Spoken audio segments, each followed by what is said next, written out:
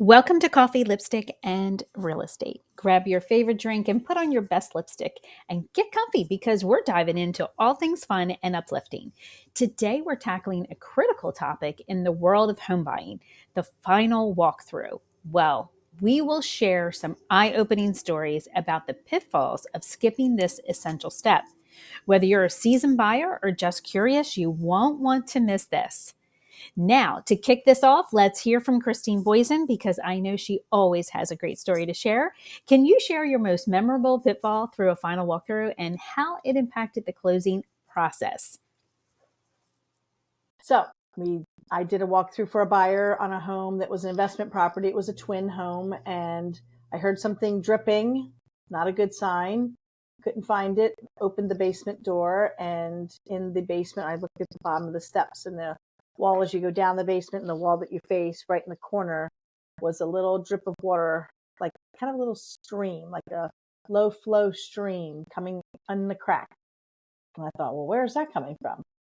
So we went next door to look at the other house, and I heard major water. I'm like, this is not good.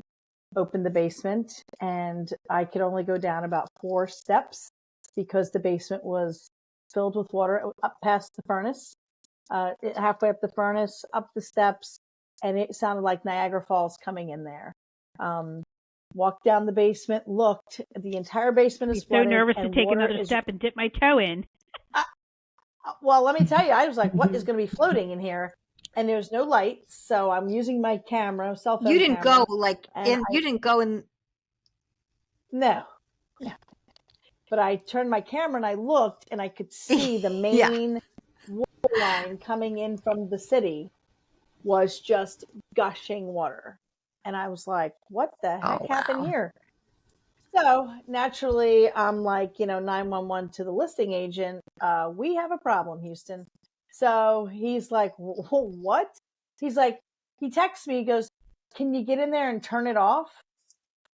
Big N-O. No, I don't have my waders today. I am not going in waist deep into water. I don't know what's in here. No way. And I don't have tools. Like, no, I can't do this. You need to call the city. I think that it ran probably hours more before the city probably got there because, they don't do anything in a hurry. I don't really know what the end result was. They ended up having to drain it out. We did a home inspection, and we went for the final walkthrough, and we had just had major torrential rains here in New Jersey. Flooding was massive. That was going to be my question. What part of the process was this? This was at the end? This was like a day before closing, 5 days before closing? When was this? The morning. Oh my God, I missed that. The morning. Yeah. Wow. Yeah. So for our audience, we're in New Jersey, me and Christine, and Debbie's from California. So Debbie, your walkthrough is a little sooner than ours. We do our walkthrough either the night before or an hour before closing. Yeah. So when do you do yours in California? So we do ours up to 5 days before closing. Mm-hmm. It's called verification of property. It is not a point of sale. Escrow is not going to be canceled. There's no things that are going to happen or anything that's going to change. But of course, until you close escrow, the property still belongs to the seller. So I do have a water story like you do, Christine. Clients of mine selling their home, we were helping them buy another one, and the one that they were selling just prior to close of escrow sprouted a leak. So of course it's still their responsibility. So of course they fix it. They're on the hook for it.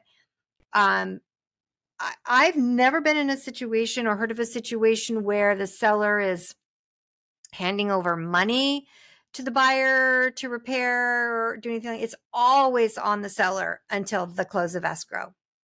So seller is responsible to fix the thing. If there are things that seller and buyer agreed to have fixed, like, we talked about before, if there was, I don't know, if there was a fence that was down and seller agreed to fix it, it's like, yeah, that was done, that was done, that was done. But hopefully everybody's doing their job along the way to make sure those things were done prior to that final walkthrough, which we call verification of property. So it's completely on the seller until close of escrow. And here in the state of California, and I don't know how your Jersey contracts are, everything is sold as is. It from beginning to end. And then, as you guys know, buyers and sellers agree on things that they're going to take on or not. But after all those things are agreed upon, it's on the onus of the seller. If they're doing a credit, hands off. If they're doing a repair, they're obviously doing the repair. But yeah, even those words as is, they're baked into the contract already. To talk to other realtors in other states and compare how different it is across the country. And I think that's something really interesting for our listeners to take into consideration, right? Maybe they grew up in a certain state. Maybe they have parents that are in real estate in a state and then they're moving to another state, or, whatever the situation is. Very different. It's very interesting. And how would you know unless you know? True. Very true. Now, I don't have a basement, but I have a story about a tub. And this is my very first transaction. Get my license, super excited. Get my first listing. Everybody tells you listings are hard. I'm thinking, I got this. Oh, this is awesome. And they want to sell their house, and they want me to buy their house. I mean, not buy their house, but help them find a house. Well, and so we close. We do the walkthrough. Now, this is the house that I have the listing for. I get a phone call 3 hours after closing, and they said, Lisa, the water coming out is brown out of the hot water heater. Or well, at least that's what they thought, right? They didn't know where it was coming from. And so in a panic, that's why you have to have a really good brokerage that you work for, because this was new, and you have to go to people to find out the right guidance. So I call my broker up, and she's like, well, they have the keys now. They signed off. The house is theirs. The problems are theirs.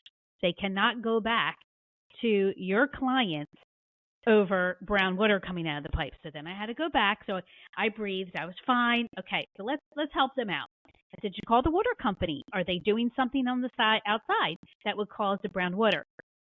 I did call the owners, and they said, look, we've never used the tub for 6 years. Maybe it's rust buildup when they turned it on, like keep it running. Well, here, I mean, it's just bad luck. The hot water heater died. It was working at the time of walkthrough, but it died from that time till when they signed the papers. You don't know, and I think too, I don't know if people or agents know what to do.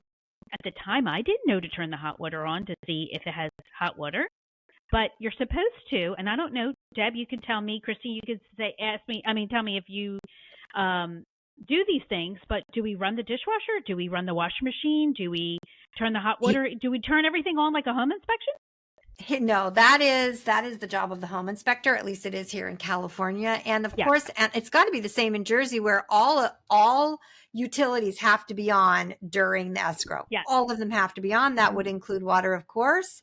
And I have no idea why would they disengage hot water heater? I don't know, but that is definitely something home inspector would check. So, what'd you guys do? What happened? Oh, nothing really, because their house, they owned the house. It was not the responsibility of my clients. And so they had to figure it out on their own. Thank you so much for tuning in to Coffee, Lipstick, and Real Estate. And I hope you found the topic about the walkthrough very valuable and entertaining, because we always love to give you the best stories ever. But I also want to thank you so much, just your patience. We lost Christine along the way. We had a little bit of a drop in our internet. So she will be back on the next episode for sure. You know what to do. Hit that like button, that notification, so you don't miss the next episode. And happy house hunting. Until then, see you soon. Bye-bye.